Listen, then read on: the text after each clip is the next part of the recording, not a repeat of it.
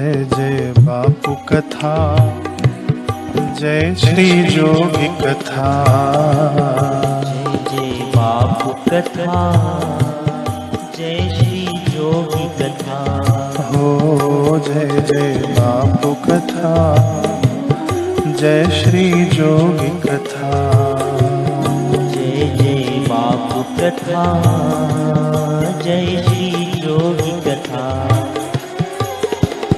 जिसे श्रवण कर मिट जाती है, श्रवण कर मिट जाती है, जिसे श्रवण कर मिट जाती है, जिसे श्रवण कर मिट जाती है। जन्म जन्म की व्यथा।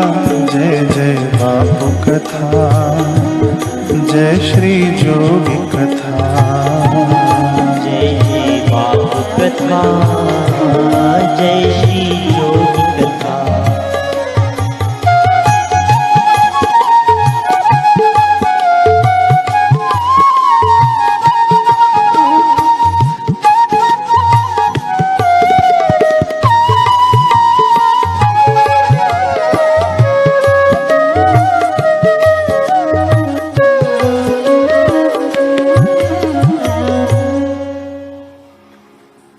वर्णानामर्थ संघानां रसानां छन्दसामपि मंगलानां च कर्तारो वन्दे वाणी विनायको। श्री सद्गुरुदेव भगवान की जय। श्री आशा रामायण जी कथा अमृत में हम पहली पंक्ति, पहले दोहे की पहली पंक्ति पर चिंतन विचार मनन कर रहे हैं। गुरु चरण रज शीश धरी, हृदय रूप विचार। हृदय रूप विचार तो कौन से रूप का विचार? कभी भ्रम हो जाए तो इसलिए हम थोड़ा चिंतन कर रहे हैं कि कौन से रूप का विचार। गुरुजी ने जो 16 और अवतार लिए, ये 17वीं बार आए हैं। उन रूपों में से किस रूप का विचार, अथवा कह सकते हैं कि जो अभी हयाती में है उस रूप का हम विचार करेंगे। तो इस रूप में भी हम शिशु रूप का विचार करें, बापूजी की काली दाढ़ी वाले श्री चित्र के रूप का विचार करें, सफेद दाढ़ी वाले श्री चित्र के रूप का विचार करें, या जो वेदांत का जो सार जो रूप है जिसे हम स्वरूप कह सकते हैं उसका हम विचार करें। तो हमने पिछले सत्र में चिंतन किया था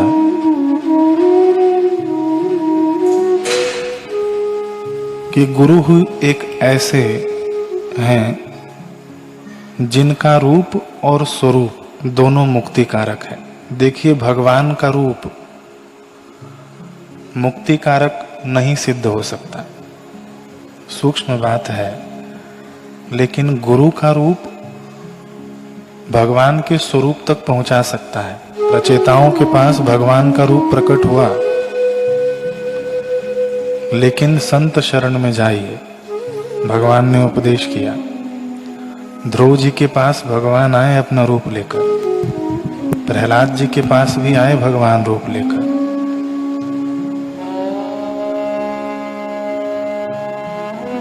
रामकृष्ण जी के पास भगवान माता का रूप लेकर आए, नामदेव जी के पास आए, हमने इतिहास में सुना है, पढ़ा है। तो भगवान का रूप हो सकता है कि हमें स्वरूप की ओर न ले जाए, लेकिन गुरु का जो रूप है, गुरु के रूप में आसक्ति हो जाए तो भक्ति कहलाएगी और मुक्ति कारक हो जाएगी। क्योंकि हम गुरुदेव को प्रत्यक्ष देख रहे हैं, अनुभव कर रहे हैं, अनुभव कर रहे हैं, उनका चिंतन कर रहे हैं। बार बार उसी रूप का चिंतन, तो गुरुदेव का जो रूप है, जो गुण है, वो हम में भी प्रकट होने लग जाएगा। मैं नहीं कह रहा है, शिव जी कहते हैं स्कंद पुराण में। और किसको कह रहे हैं? आदि शक्ति जगदम्बा माता पार्वती जी को। चलो कोई आम श्रोता हो तो बात अलग है, कहने वाले भी महादेव हैं और सुनने वाले भी महादेवी हैं। कीटो भृंग इवत् ध्याना, भ्रमर के समान चिंतन करते करते। तो कैसा चिंतन करें? भगवान शिव जी कहते हैं कि शिष्य गुरुदेव का चिंतन करते करते स्वयं ब्रह्मरूप हो जाता है। और उसी गुरु गीता में भगवान शिव जी कहते हैं कि गुरु की भक्ति करने से भी मुक्ति लाभ उसे सहज मिल जाती है। सहज वह अपने स्वरूप की ओर अग्रसर हो जाता है। अभी आगे हम प्रसंग में सुनेंगे कि कैसे अग्रसर हो जाता है, गुरु के रूप से।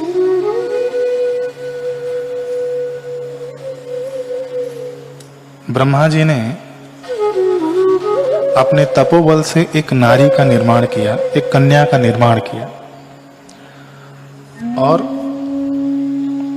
मानो कि पूरी प्रकृति का सौंदर्य उस कन्या में भर दिया।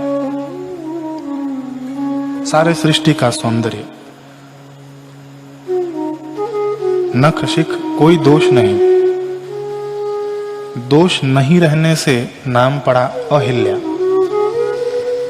हल्य यानी दोष, और अ माने अ का अर्थ हो जाएगा रहित, यानी दोष रहित, और नारी को सूचक कर रहा है तो इसीलिए अहिल्या। तो उस कन्या का रूप पड़ा अहिल्या, और वो पंच कन्याओं में से एक है। प्रथम उनका नाम आता है अहिल्या, फिर द्रौपदी, तारा, कुंती, मंदोदरी। तो इतनी सुंदर बनाया भगवान ब्रह्मा जी ने माता अहिल्या जी को कि सब में होड़ लग गया कि ये कन्या मुझे मिलेगी, मुझे मिलनी चाहिए।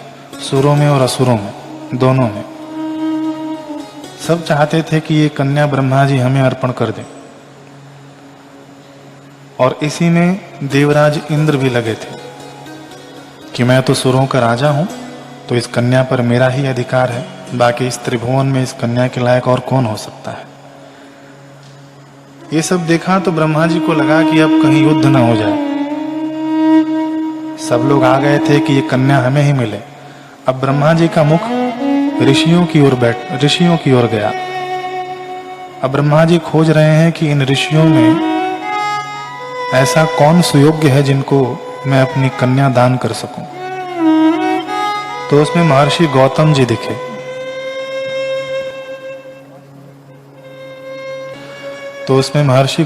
दिखे। तो ब्रह्मा जी ने अपनी कन्या गौतम ऋषि को देते हुए कहा कि तुम इस कन्या को मेरी धरोहर समझकर रखना। अभी विवाह नहीं करवाया, अभी कहा कि तुम इस कन्या को मेरी धरोहर समझ के रखना। गौतम ऋषि ने जो आज्ञा। वर्णन है शास्त्रों में कि हजारों वर्ष बीत गए, लेकिन गौतम ऋषि निर्विकार ही रहे। हजारों वर्षों के बाद जब ब्रह्मा जी ने देखा कि क्या सुपात्र को मैंने चुना है, ऐसे निर्विकार महर्षि, ब्रह्मा जी बड़े प्रसन्न हुए। धन्य हो गौतम ऋषि, आप धन्य हो, लाओ मेरी धरोहर वापस करो। गौतम ऋषि ने जस की तस उनकी धरोहर वापस कर दी। ब्रह्मा जी ने गौतम ऋषि से उस कन्या का विवाह करवा दिया, माता अहिल्या जी का।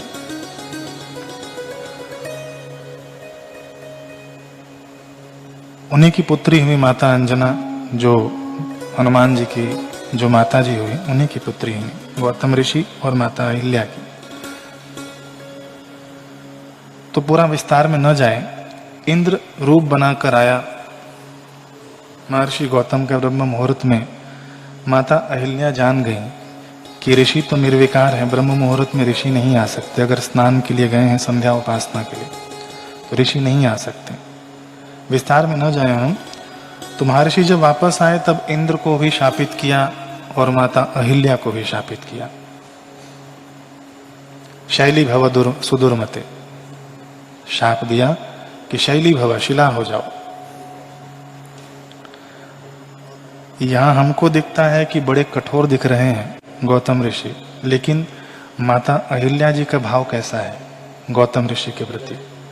कहती हैं कि बड़ा अनुग्रह किया ऋषि ने मेरे ऊपर, बड़ा अनुग्रह किया। मुनि श्राप जो दीन्हा अति भल कीन्हा, परम अनुग्रह मैं मानो। परम अनुग्रह कर दिया मेरे ऊपर शाप देकर। शाप क्या है? आशीर्वाद ही हो मेरे लिए। ब्रह्मा जी ने माता को रूप दिया, लेकिन रूप के कारण ही ये घटना घटी। रूप बाधक हो गया यहाँ पर। देखिए, ब्रह्मा जी की बेटी है, कारक पुरुष हैं ब्रह्मा जी, सृष्टि के निर्माता हैं ब्रह्मा जी। उनकी बेटी के लिए भी ये सांसारिक रूप बाधक हो जाता है। तो जो रूप बाधक था, अब इस प्रसंग को हम यहीं रोकते हैं। श्री अखंडानंद जी का एक प्रसंग बड़ा सुंदर, फिर आते हैं हम इसी प्रसंग पर। अखंडानंद जी बताते हैं कि मैं कुछ लोगों के साथ एक महात्मा जी के पास गया और महात्मा जी पहुंचे हुए संत मस्ती में आ गए। कहे, अब तुम लोगों को जो वरदान मांगना है मांग लो, मैं बड़ा खुश हूं। अखंडानंद जी बताते हैं कि किसी ने भक्ति मांगी, किसी ने वैराग्य मांगा, सांसारिक विषय किसी ने नहीं मांगा। सब साधु स्वभाव के लोग ही गए थे साथ में। तो हम में से एक व्यक्ति ने कहा महाराज से कि महाराज, मुझे अभी और बिना किसी शर्त के ईश्वर के दर्शन कराइए। उन महात्मा ने स्वीकार कर लिया, ठीक है, मैं सबको दर्शन कराऊंगा और खास करके तुमको दर्शन कराऊंगा, चलो बैठ जाओ। सब लोग बैठ गए। कहा कि कीर्तन चालू करो। रसमय होकर बड़ा कीर्तन हुआ, शुद्ध रूप से कीर्तन हुआ, प्रार्थना हुआ। महात्मा बैठे बैठे कीर्तन में भाव विभोर हो गए, रोने लग गए। महात्मा जी को देखकर सभी बैठे हुए भी रोने लग गए। बड़ा सुंदर माहौल बन गया, सब उत्सुक हो गए। थोड़ी देर में महात्मा ने कहा कि भगवान आ गए हैं और दर्शन देना भी चाहते हैं। उस व्यक्ति से कहा कि भगवान आ गए हैं और दर्शन देना भी चाहते हैं, लेकिन भगवान कह रहे हैं कि इस व्यक्ति ने कोई साधन भजन नहीं किया है मेरे दर्शन के लिए, तो इसके जितने पुण्य हैं उन पुण्यों के बदले मैं इसको दर्शन दूंगा और इसके बाद इसका कुछ भी पुण्य बचेगा नहीं, केवल पाप ही बचा रह जाएगा। पूरा जीवन भर उसको पाप के साथ निकालना होगा, इसे कोढ़ हो जाएगा, लोग इसकी निंदा करेंगे, रोग शोक कष्ट अपमान ही इसे पूरे जीवन भर देखना पड़ेगा, भोगना पड़ेगा। इसे पूछ लो, इसे स्वीकार है तो मैं दर्शन देता हूं। अब यह बात सुनते ही जो सज्जन थे उनका मुख पीला पड़ गया, आंखें फटी की फटी रह गई। व्यक्ति ने कहा कि महाराज मुझे सोचने के लिए समय दीजिए। महात्मा ने कहा, इसमें सोचना क्या, विचारना क्या, तुमने ही तो कहा था कि भगवान के दर्शन करना चाहते हो, तो अब बताओ अब क्या चाहते हो। व्यक्ति ने कहा कि महाराज मैं तो चाहता था कि भगवान के दर्शन हो जाएंगे तो मैं भी आपके जैसा महात्मा बन जाऊंगा, लोग मेरी भी पूजा करेंगे, लोग मुझे भी मानेंगे, सेवा करेंगे। तो यहाँ गलती क्या है कि रूप से रूप बनना चाहते हैं। देखिए, ध्यान दीजिए, रूप से रूप बनना चाहते हैं, नकल करना चाहते हैं।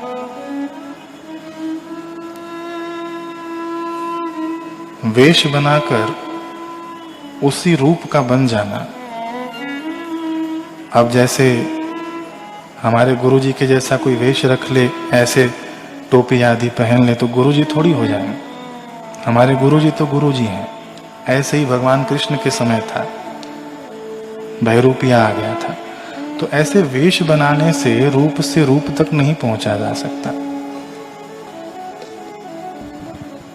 तो यहां पर गौतम ऋषि जी ने कृपा की है माता अहिल्या पर। माता अहिल्या के भाव क्या है कि महाराज ने हम पर कृपा की। तो कैसे कृपा की पत्थर बना दिया। देखिए यहाँ पर मूर्ति नहीं बनाया है, पत्थर से मूर्ति बनती है, भगवान की मूर्ति बन जाती है, लेकिन यहाँ पर मूर्ति नहीं बनाया है, पत्थर बना दिया है। अहिल्या जी कहती हैं कि पाप तो चेतन से होता है, जड़ से नहीं होता। तो महर्षि ने मुझे सर्वथा पाप से दूर कर दिया, अब मेरे से किसी भी प्रकार का पाप नहीं होगा, ऐसी कृपा कर दी, अनुग्रह कर दिया। दूसरा, महर्षि जी ने श्राप दिया कि इस आश्रम में न कीट रहेगा, न पतंग रहेगा, न किसी प्रकार के जीव जंतु रहेंगे। आहा, कितनी कृपा, कैसा एकांत दे दिया मुझे, बिल्कुल भी बाधा नहीं।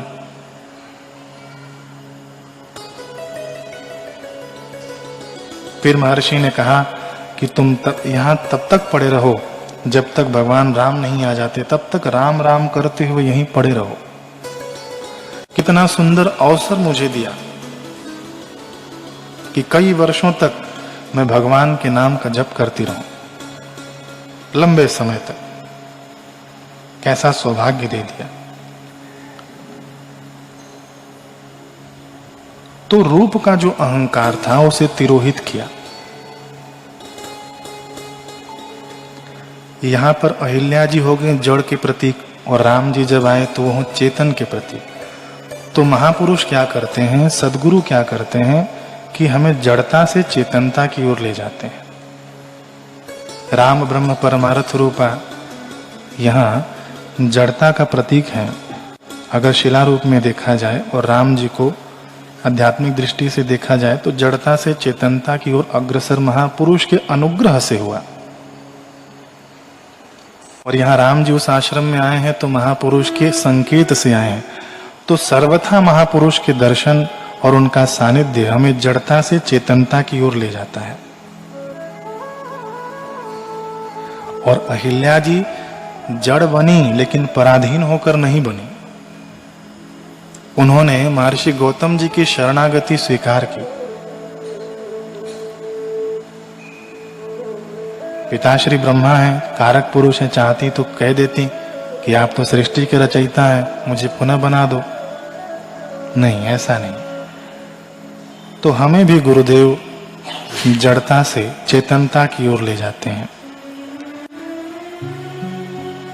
संसारियों की दृष्टि में देखा जाए तो उनको लगेगा कि यहाँ पर कैसी कठोरता है, लोग शिविर में क्यों जाते हैं, क्या करने जाते हैं, न सोने का ठिकाना, खाना भी ठीक से नहीं, जैसा घर में मिलता है, जैसा आराम वहाँ मिलता है सोने में, ऐसा यहाँ नहीं।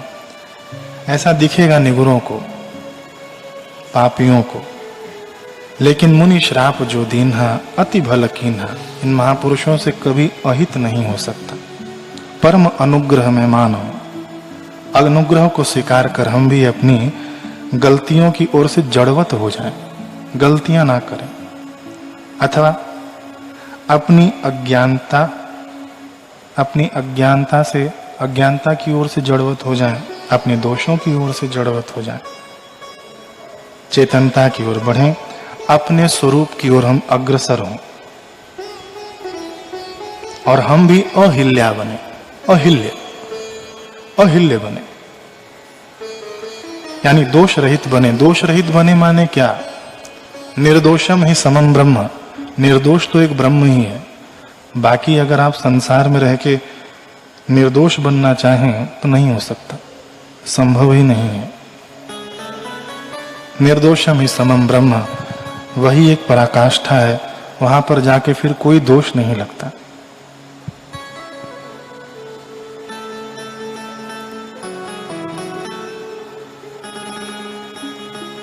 पिछले बार हमने चिंतन किया था कि स्वरूपस्थ तो हो जाए, लेकिन साथ में रूपस्थ भी हो जाए।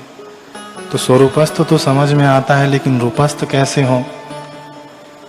तो श्री योग वासिष्ठ महारामायण में प्रहलाद जी चिंतन करते हैं भगवान विष्णु जी का, कि जैसे अंग भगवान विष्णु जी के हैं वैसे ही अंग मेरे भी हैं। ऐसे चिंतन करते करते, बड़ा प्रसंग है, अच्छा, ऐसे चिंतन करते करते प्रहलाद जी भगवान के स्वरूप का भी चिंतन करने लग जाते हैं। तो रूपस्थ हो तो उसकी अंतिम परिणति स्वरूपस्थ ही है।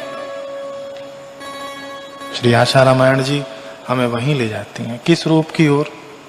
कि वेदांत के सार के रूप की ओर, वेदांत का जो उत्तर भाग है, जो अंत भाग है, जो वेदों का जो अंत है, वेदांत, उसकी ओर। 4 वेद 4 महावाक्य घोषित करते हैं। यजुर्वेद कहता है कि अहम ब्रह्मास्मि, सामवेद तत्त्वमसि, अथर्ववेद अयम आत्मा ब्रह्म और ऋग्वेद प्रज्ञानम ब्रह्म।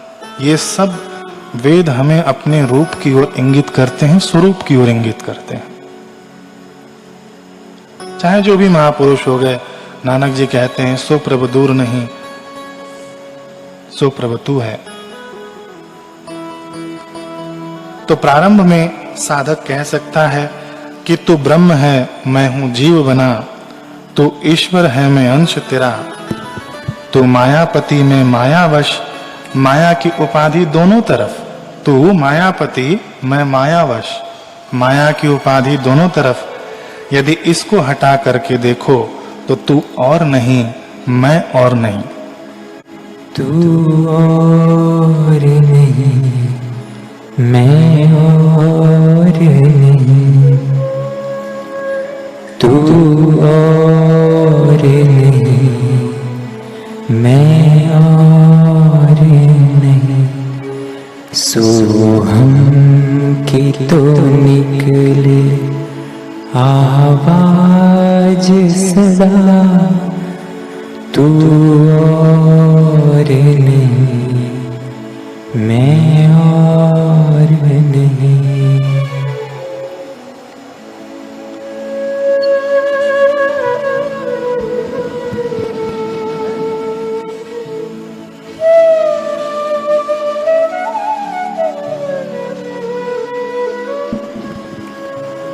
वो तो पूर्ण तेरा रूप ही था, वो तो पूर्ण तेरा रूप ही था। सब अपना आप भुला बैठा, तू और नहीं, मैं और नहीं।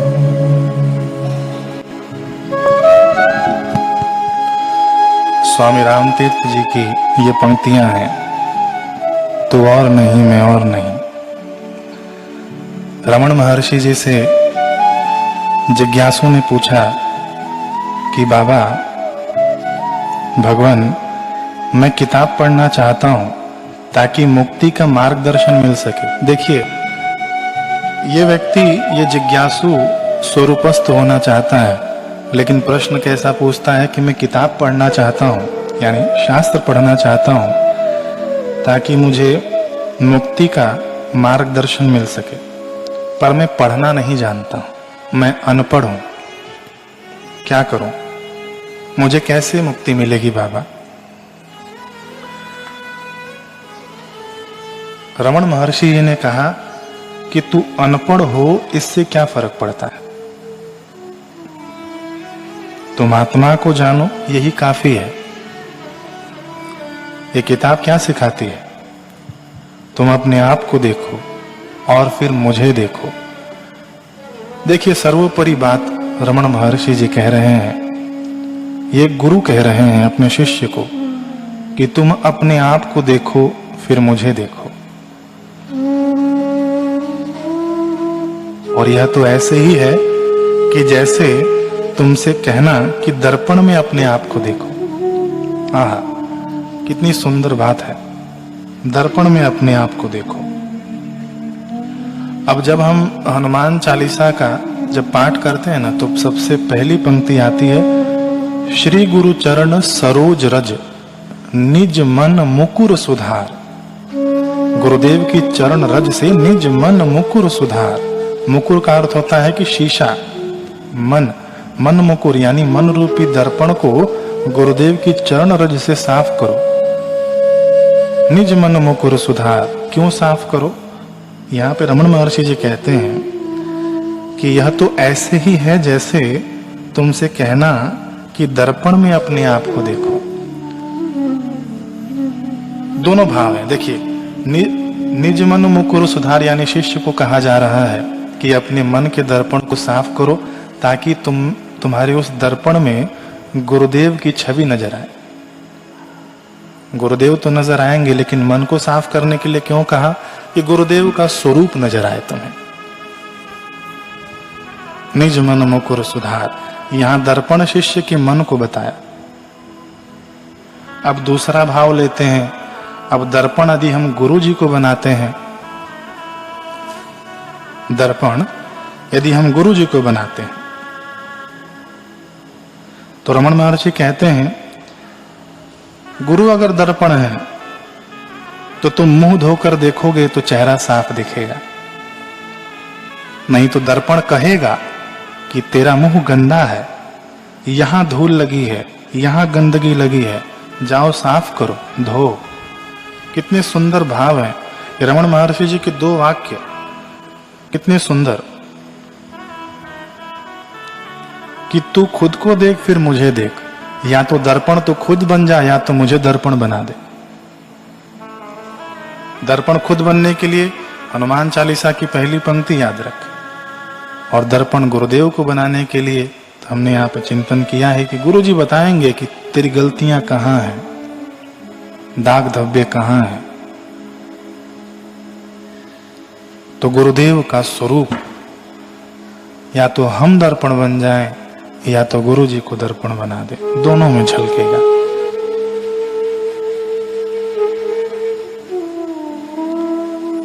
तो मुझे देख और खुद को देख, यही बात बाबा मुक्तानंद जी कहते हैं। बाबा मुक्तानंद जी ब्रह्मज्ञानी संत हो गए, गुरुदेव के मित्र संत हो गए। उन्होंने कहा कि मनुष्य जीवन में सुख दुख का कारण स्वरूप का विस्मरण है, और स्वरूप का विस्मरण तो है, लेकिन स्वरूप का स्मरण कैसे करें कि गुरुदेव को निहारें, गुरुदेव को आत्म रूप में देखें, उनका दर्शन करें तो आत्म रूप में दर्शन करें, बाबा मुक्तानंद जी कहते हैं। तो गुरु क्या करेंगे, वे संसार नहीं छोड़ाएंगे बल्कि उसके जीवत्व का त्याग करा देंगे, उसके द्रव्य को नहीं बल्कि उसकी चिंता और पाप को हर लेंगे। घर में ही गुरु शांति के दर्शन करवा देंगे, अनुभव करवा देंगे, और प्रपंच में परमार्थ दिखा देंगे।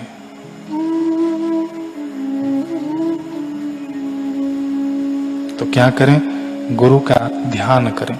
भाव यही है रमण महर्षि जी का, बाबा मुक्तानंद जी का, स्वरूपस्थ होने के लिए हम गुरु का ध्यान करें।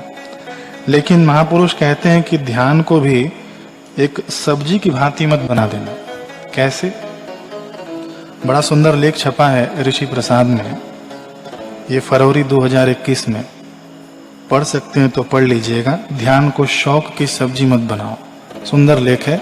भाव हम समझ लेते हैं कि एक महिला डॉक्टर के पास गई, कहती है कि मुझे पतला होना है, मैं बहुत मोटी हो गई हूँ अधिक। डॉक्टर ने बताया कि तुम सब्जियां, हरी सब्जियां खाना, फल आदि खाना, सलाद खाना, बस पतले हो जाओगे। 2 महीने बाद वो औरत आई, खूब मोटी होकर आई। डॉक्टर ने कहा क्या किया? बोले मैं खाने के साथ इन सबको खाती थी जो जो आपने बताया। तो इलाज को भी शौक पूर्ति के उद्देश्य से जोड़ दिया तो वजन बढ़ गया। तो रोज का जो भोजन है वह ज्यों का त्यों बना रहे, और यह जो ध्यान है, वजन है, यह इसके लिए शौकिया सब्जी हो गया ना। माला फेरते हैं सब्जी खाने की तरह, ध्यान करते हैं फल खाने की तरह, और भजन करते हैं सलाद खाने की तरह, और रोज का वासना रूपी भोजन तो ज्यों का त्यों बना है। तो स्वरूपस्थ होना है तो ध्यान को ये सब्जी की तरह नहीं बनाए, उपासक बने। पाराशर, ऋषि पाराशर और मैत्रेय जी का आध्यात्मिक विष्णु पुराण में संवाद आता है। विष्णु पुराण में संवाद आता है, बड़ा सुंदर संवाद है। अब मैत्रेय जी कहते हैं, मैत्रेय जी शिष्य रूप में है यहाँ पर और पाराशर जी गुरु रूप में है। मैत्रेय जी कहते हैं कि गुरुदेव मुझे ध्रुव की कथा सुनाओ। ध्रुव की कथा सुनाओ। पाराशर जी कहते हैं कि तुझे ध्रुव की कथा से क्या लेना देना है, खुद तो शरीर के भ्रम में बंधा है और चाहता है कि तू ध्रुव जैसा बन जाए। और मान ले यदि तू बन भी गया तो शांति कैसे मिलेगी तुझे। ध्रुव जिससे ध्रुव है, ध्रुव की आत्मा तो उससे अलग नहीं है, बनना बिगड़ना क्या। मैत्रेय जी ने कहा, अच्छा गुरुजी, ये भ्रम के त्याग का उपाय बताइए, मुझे जो भ्रम हो गया है उसके त्याग का उपाय बताइए। पाराशर जी ने कहा, जैसे अंधेरा दूर करने का उपाय दीपक को जलाना है, वैसे ही दृश्य अहंकार से अतीत होना ही भ्रम के त्याग का उपाय है। अतीत होना, अतीत यानी परे होना या त्यागी हो जाना उस चीज का। मैत्रेय जी ने कहा, गुरुजी आप ढील क्यों करते हैं, आप जो कुछ कहेंगे मैं करूंगा, अब बताइए अतीत कैसे हूं मैं। पाराशर जी कहते हैं, देख भाई, मेरे हाथ में दंड कमंडल नहीं है, न मैं सन्यासी हूं न वैरागी हूं, तो मैं तुझे कैसे अतीत कर सकता हूं। यहां पे गुरुजी ने चुटकी ली है, मैं तुझे कैसे अतीत कर सकता हूं, तुझे खुद होना पड़ेगा। मैत्रेय जी ने कहा, मैं क्या करूं और कहां जाऊं, जब आप ही ऐसी बात करेंगे कि तुझे खुद होना पड़ेगा तो मैं कहां जाऊंगा। गुरु ने कहा, तू कर्ता मत बन, कहीं जाना नहीं है, तू कर्ता मत बन, केवल तू स्वरूपस्थ हो जा। और देख, तुझे अतीत बनने की इच्छा है, मान ले मैंने तेरी दाढ़ी मुड़ा दी, तेरा सिर मुड़ा दिया, लेकिन बाल तो फिर से आ जाएंगे, तो फिर क्या करेगा। मैत्रेय जी ने कहा कि गुरुदेव, मुझे आपकी बात सुनकर रोना आ रहा है। पाराशर जी हंसते हुए बोले कि रोना आ रहा है। देख, दृष्टा का दुख रूप दृश्य को, ध्यान से सुनिएगा, दृष्टा का दुख रूप दृश्य को अपना रूप जानना ही रोना है, और दृष्टा को दृश्य से मिला न जानना ही हंसना है। पूर्ण को अपूर्ण, असंग को संगी, सतचित सुख रूप को असत जड़ रूप दुख रूप जानना ही रोना है। तो इससे अतीत हो जा, बाकी सिर मुड़ाना नहीं है, कपड़े बदलने नहीं है, दाढ़ी मुड़ानी नहीं है।